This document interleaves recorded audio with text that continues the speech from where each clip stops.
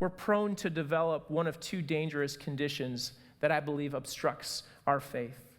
See, disciple making is obstructed when we value consuming or curating information rather than sharing that information. You see, our faith becomes obstructed when we value consuming or curating information above sharing that with others. There's a distinction between these two. Consumers are the people who listen to hours of podcasts every week. They have volumes of books that they're reading, and they're meeting with many different people in different groups to talk about faith. Right? There's growth in knowledge, yet there's a lack of application.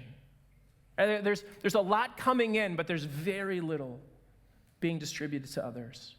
The knowledge that they have is never put into practice for someone else's benefit. The knowledge that they gain isn't translated into reaching people and living out the Great Commission. The consumer pulls in so much information that they never have time to fully process it and say, how will I live my life differently for the Great Commission in light of this truth? Curators are those that love collecting unique bits of information about their faith, collecting many stories and facts about the Bible and about people in Jesus' day and about maybe Jewish culture, developing new and unique ways of praying and connecting with God. Right? They've collected premium volumes of books by various authors and thinkers, and it fills their shelves. But this curated collection sits unshared to the general public. The curator sees themselves as the custodian of this information rather than the steward. There's a difference between a custodian and a steward.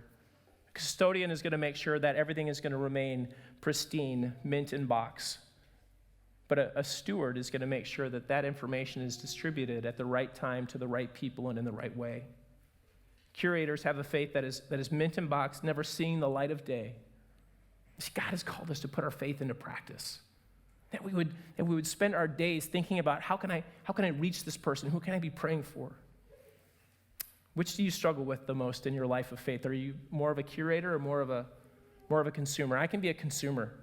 I can just start collecting volumes of information and mounds of information, almost to the point of forgetting I'm supposed to be applying this to my life.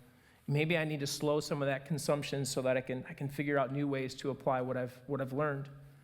Right? And I'm not telling anyone to abandon their private time with God, but it's understanding that my private time with God compels me to live my life differently each and every day, and to put my faith into practice, and to love people, and to